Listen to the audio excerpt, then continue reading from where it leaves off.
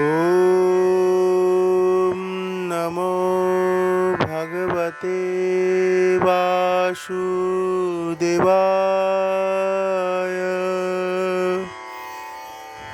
ॐ नमो भगवते वासुदेवाय।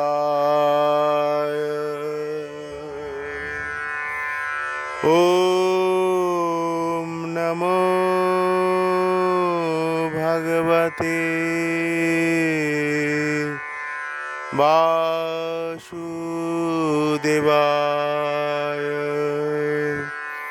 শ্রী উপদেশামৃত শ্রীল শ্রীরূপ গোস্বামী।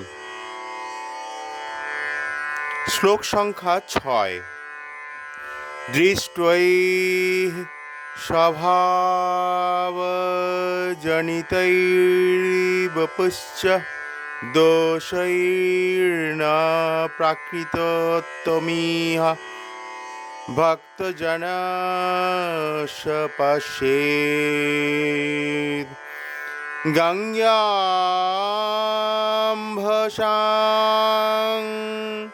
ন খলু বুদ্বুদ্ধেন পঙ্কৈ ব্রহ্মদ্রবত্বমপগচ্ছতি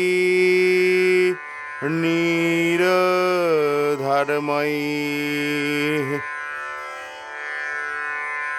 ৬ নম্বর শ্লোকে শ্রীল শ্রীরূপ গোস্বামী উপদেশামৃতে বলেছেন, দৃষ্টৈ স্বভাবজনিতৈর্বপুশ্চ দোষৈর্ন প্রাকৃতত্বমিহ ভক্তজনস্য পশ্যেদ। গঙ্গাম্ভসাং ন খলু বুদ্বুদ্ধেন পঙ্কৈ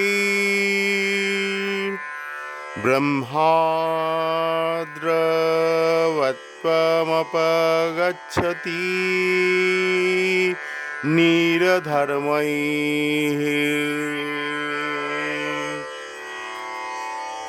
শব্দার্থ: দৃষ্টেঃ সাধনার দৃষ্টিতে, স্বভাব জনিতৈ স্বভাব দোষে, দুষ্ট বপুষ দেহের, চ এবং দোষই দোষের দ্বারা, ন নয়, প্রকৃততত্ত্বম প্রাকৃত, ইহ এই জগতে, ভক্তজনস্য শুদ্ধ ভক্তের, পশ্যেত দেখা উচিত, গঙ্গাম্ভসাম গঙ্গা জলের, ন না খলু নিশ্চিত, বুদ্বুদ ফেন পঙ্কৈ বুদ্বুদ ফেনা ও পাঁকের দ্বারা, ব্রহ্মদ্রবত্বম অপ্রাকৃত তত্ত্ব, অপগচ্ছতি অপচয়, নির্ধর্মৈ জলের ধর্ম। অনুবাদ: একজন শুদ্ধ ভক্ত, যিনি তার স্বরূপে অধিষ্ঠিত হয়েছেন, অর্থাৎ শুদ্ধ ভগবৎ চেতনা লাভ করেছেন, তিনি প্রাকৃত দৃষ্টিতে কোনো কিছু দর্শন করে না। এইরূপ ভক্তকেও প্রাকৃত দৃষ্টিতে বিচার করা উচিত নয়। আপাত দৃষ্টিতে কোনো শুদ্ধ ভক্তকে নীচ, কুলোদ্ভূত, কুলোদ্ভব, কুৎসিত, বিকলাঙ্গ বা রোগগ্রস্ত বলে মনে হলেও তাকে উপেক্ষা করা উচিত নয়। এবং যদিও সাধারণ দৃষ্টিতে তার সেই দৈহিক ত্রুটি বিচ্যুতিগুলি থাকতে পারে, কিন্তু শুদ্ধ ভক্ত কখনো তার দ্বারা কলুষিত হয়ে পড়ে না। এটা ঠিক গঙ্গা জলের মতো। গঙ্গা জল যেমন কখনো কখনো বুদবুদ, ফেনা বা কাদা পাঁকের দ্বারা ঘোলা হয়ে যায়, কিন্তু তা বলে গঙ্গা জল অপবিত্র হয়ে যায় না। এবং যাঁরা পারমার্থিক জীবনে উন্নত তাঁরা গঙ্গা জলের গুণাগুণ বিচার না করেই পবিত্রতা লাভ করার জন্য সেই জলে স্নান করে থাকেন। তাৎপর্য: শুদ্ধা ভক্তি অর্থাৎ ভক্তিযোগে ভগবানের সেবা লাভ করাই আত্মার ধর্ম এবং মুক্ত অবস্থাতেই ভগবত সেবা করা যায়। শ্রীমদ্ ভগবদ্ গীতায় 14 নম্বর অধ্যায়ে 26 নম্বর শ্লোকে লিখিত আছে, মং চো হব্যভিচারেণ ভক্তিযোগেণ সেবতে সগুণান সমতিত্বৈতান ব্রহ্মভূয়ায় কল্পতে।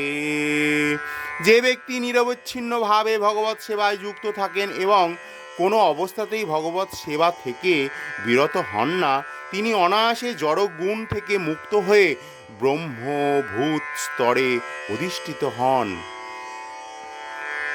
অমিশ্র শুদ্ধ ভগবজ্জনই অব্যভিচারিণী ভক্তি। যিনি ভগবদ ভজন করছেন তাকে জড় অভিলাষ মুক্ত হতে হবে।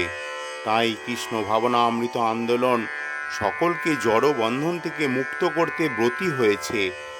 আমাদের লক্ষ্য যদি হয় ভক্তি, তবে আমরা জড় ভাবনাময় হব, কিন্তু আমাদের লক্ষ্য যদি হয় শ্রীকৃষ্ণ সেবা, তাহলে আমরা কৃষ্ণ ভাবনাময় হব। শ্রীকৃষ্ণের চরণে শরণাগত ভক্তই অন্যাভিলাষী শূন্য হয়ে ভগবত ভজন করেন। জ্ঞান কর্মাদ্যনাবৃত্ত্যম অর্থাৎ দেহ ধর্ম ও মনোধর্মের ঊর্ধ্বে জ্ঞান ও কর্ম সম্বন্ধহীন ভগবত সেবা হল শুদ্ধ ভক্তিযোগ। আবার ভক্তিযোগ শুদ্ধ আত্মকর্ম। যিনি অমিশ্র শুদ্ধ ভক্তিযোগ সাধন করেছেন তিনি পূর্বেই মুক্ত হয়ে গেছেন। সগুণান সমতিত্বৈতান, দেহ বিচারে আপাত দৃষ্টিতে মায়া কবলিত মনে হলেও শুদ্ধ ভগবত ভক্তেরা সবসময় মায়া মুক্ত, তাই তাদের কখনো জড় দৃষ্টিতে দেখা উচিত নয়। একজন শুদ্ধ ভক্তই অপর একজন ভক্তের হৃদয়কে উপলব্ধি করতে পারেন। আগের শ্লোকেই আলোচনা করা হয়েছে যে ভক্ত 3 রকমের, যেমন কনিষ্ঠ অধিকারী, মধ্যম অধিকারী এবং উত্তম অধিকারী। একজন কনিষ্ঠ অধিকারী ভক্ত ও অভক্তের মধ্যে পার্থক্য নিরূপণ করতে পারে না। তিনি শুধু মন্দিরে শিববিগ্রহের পূজা করেন, কিন্তু মধ্যম অধিকারী ভক্ত ও অভক্তের মধ্যে পার্থক্য নিরূপণ করতে পারেন। তাই তিনি শ্রী ভগবান ভক্ত ও অভক্তদের সেবা ভিন্ন ভিন্ন ভাবে করেন। শুদ্ধ ভগবত ভক্তের দৈহিক দোষ কারুর সমালোচনা করা উচিত নয়। তার দেহের কোনো দোষ থাকলেও তা না দেখাই উচিত। আমাদের জীবনের লক্ষ্য কি তা সদ্গুরুই বলতে পারেন, আর তা হচ্ছে শুদ্ধ ভগবত সেবা। ভগবদ গীতায় 9 নম্বর অধ্যায়ে 30 নম্বর শ্লোকে লেখা আছে, अपि चेत् सुदुराचार भजते मामनन्यभाक् साधुरेव समन्तव्यः সম্যগ্ববসিতো হিসাহ। যদি হঠাৎ কোনো ভক্তকে কোনো গর্হিত বা জঘন্য কর্মে রত দেখাও যায়, তথাপি তাকে সাধু বলেই বিবেচনা করতে হবে, কারণ তিনি একজন সাধারণ ব্যক্তি নন।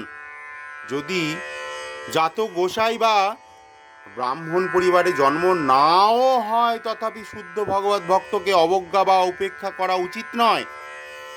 প্রকৃতপক্ষে লৌকিক বিচারসম্মত জাতি বা বংশানুক্রমে গোসাই বা গোস্বামী হওয়া উচিত নয়। শুদ্ধ ভক্তদের গোস্বামী পদে একমাত্র অধিকার আছে। যেমন স্বরগোস্বামীদের মধ্যে প্রধান শ্রী রূপ গোস্বামী ও সনাতন গোস্বামী তার পূর্বাশ্রমে প্রায় মুসলমানই হয়ে গিয়েছিলেন বলা চলে। তাদের একজনের নাম রাখা হয়েছিল দবির খাস, আর অন্যজনের নাম শাকর মল্লিক। কিন্তু মহাপ্রভু স্বয়ং তাদের গোস্বামী পদ দান করেন। তাই আমরা দেখছি গোস্বামী পদ বংশানুক্রমিক নয়। যিনি ইন্দ্রিয় সংযম করে ইন্দ্রিয়ের কর্তা হয়েছেন, গোস্বামী শব্দের তাকেই বোঝায়। ভক্ত কখনো ইন্দ্রিয় দ্বারা চালিত না, বরং তিনি ইন্দ্রিয়কে পরিচালনা করেন। তাই গোস্বামী বংশে জন্মগ্রহণ না হলেও তাকে গোস্বামী বা স্বামী বলা উচিত। এই রীতি অনুযায়ী শ্রী নিত্যানন্দ বংশীয় এবং শ্রী অদ্বৈত বংশীয়রা নিশ্চয় বৈষ্ণব, কিন্তু অন্যান্য বংশীয়দের প্রতিও আমাদের বিরুদ্ধ মনোভাব পোষণ করা উচিত নয়। বংশধর যে কোনো ভক্তই হোক, সকলের ক্ষেত্রেই সমদৃষ্টি সম্পন্ন হওয়া উচিত। তিনি আমেরিকান গোস্বামী, উনি নিত্যানন্দ বংশীয় গোস্বামী ইত্যাদি বলে গোস্বামীদের বৈষম্যমূলক দৃষ্টিতে দেখা উচিত নয়। কৃষ্ণ ভাবনামৃত সংঘ থেকে বিদেশি ভক্তদের গোস্বামী পদ দেওয়া কোনো কোনো মহল প্রচ্ছন্নভাবে বিরোধিতা করছে। এমনকি কখনো কখনো জনসাধারণ স্পষ্টই বিদেশি ভক্তদের বলে যে তাদের গোস্বামী বা সন্ন্যাসী পদ বৈধ নয়, শাস্ত্রসম্মত নয়। কিন্তু শ্রীলরূপ গোস্বামী পাদের এই শ্লোক অনুসারে বিদেশি গোস্বামী বা পূর্ব আচার্য বংশীয় গোস্বামীদের মধ্যে কোনো প্রভেদ নেই। প্রক্ষান্তরে যারা গোস্বামী পদ লাভ করেছেন অথচ নিত্যানন্দ বা অদ্বৈত আচার্য বংশীয় নন, তাদের মিথ্যা অভিমানে স্ফীত হওয়া উচিত নয়। তাদের স্মরণ রাখা উচিত যে মিথ্যা অভিমানী ও জড় অহংকারীর পতন অনিবার্য। তাছাড়া কৃষ্ণ ভাবনা হচ্ছে বৈকুণ্ঠ তত্ত্ব, সেখানে কোনো ঈর্ষা বা মৎসারতার স্থান নেই। এই জন্য শাস্ত্রে আছে পরমং নির্মৎসারণম, অর্থাৎ পরমহংসদের জন্য ওই কৃষ্ণ ভাবনামৃত। তাই ব্রাহ্মণ বংশীয় বা যে কোনো বংশীয় গোস্বামী হন, ঈর্ষা পরায়ণ হলে তাঁর পরমহংস পদ থেকে পতন হবে। শুদ্ধ বৈষ্ণবের দৈহিক ত্রুটি বিচার করা এক মহা অপরাধ। শ্রী চৈতন্য মহাপ্রভু এই অপরাধকে মত্ত হস্তির সঙ্গে তুলনা করেছেন। মত্ত হস্তি সুন্দর সাজানো ফুলের বাগানে ঢুকে সর্বনাশ ঘটাতে পারে। সেই রকম বৈষ্ণব অপরাধের ফলে একজনের পারমার্থিক জীবন বিনাশপ্রাপ্ত হতে পারে।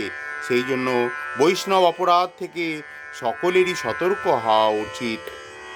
নিম্নাধিকারী বৈষ্ণবের উচিত উচ্চাধিকারীর বৈষ্ণবের কাছে শিক্ষা গ্রহণ করা, এবং উচ্চাধিকারীর বৈষ্ণবদের উচিত নিম্ন অধিকারীদের শিক্ষা দান করা। বৈষ্ণব উচ্চাধিকারী বা নিম্নাধিকারী হয় কৃষ্ণ ভাবনায় উন্নতির তারতম্যে।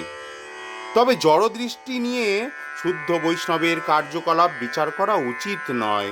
বিশেষ করে কনিষ্ঠাধিকারীর পক্ষে এই কাজ অত্যন্ত ক্ষতিকর।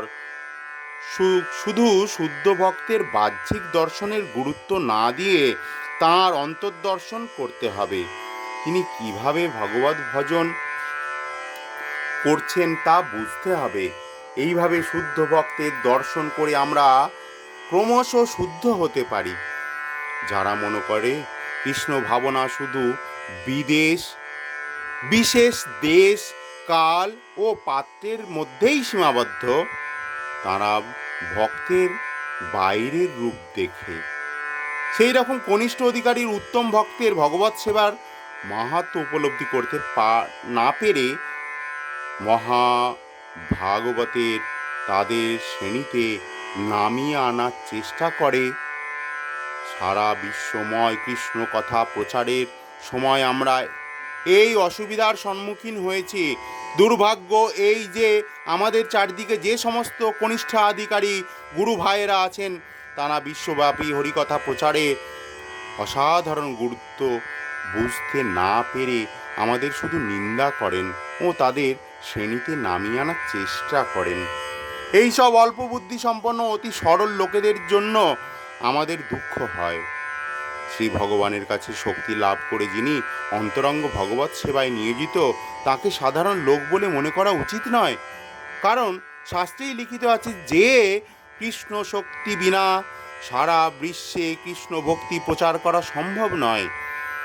এভাবেই শুদ্ধ ভক্তের নিন্দা করা এক মহা বৈষ্ণব অপরাধ, এবং যিনি কৃষ্ণ ভাবনায় উন্নতি লাভে আগ্রহী তাঁর পথে এই অপরাধ এক বিরাট বাধা স্বরূপ।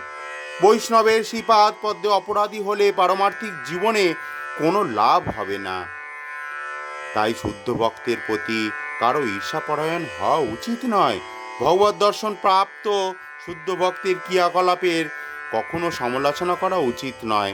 তাকে উপদেশ দেওয়া, তার কাজের সংশোধন করার চেষ্টাও মহা অপরাধ। সেবা কর্মের দ্বারা উত্তম অধিকারী ও নিম্ন অধিকারীর মধ্যে পার্থক্য নিরূপণ করা যায়। উত্তম অধিকারী সবসময় এই গুরুপদ লাভ করেন, আর কনিষ্ঠ অধিকারী তার শিষ্যরূপে বিবেচিত হন। সদ্গুরু কখনো শিষ্য বা অন্যের উপদেশাতি নিতে বাধ্য নন। এই হচ্ছে আলোচ্য শ্লোকে শ্রী রূপ গোস্বামী উপদেশের সার অংশ। হরে কৃষ্ণ কৃষ্ণ কৃষ্ণ হরে হরে, হরে রাম রাম রাম হরে হরে, হরে কৃষ্ণ কৃষ্ণ কৃষ্ণ হরে হরে, হরে রাম রাম হরে হরে, হরে কৃষ্ণ কৃষ্ণ কৃষ্ণ হরে হরে, হরে রাম রাম হরে হরে।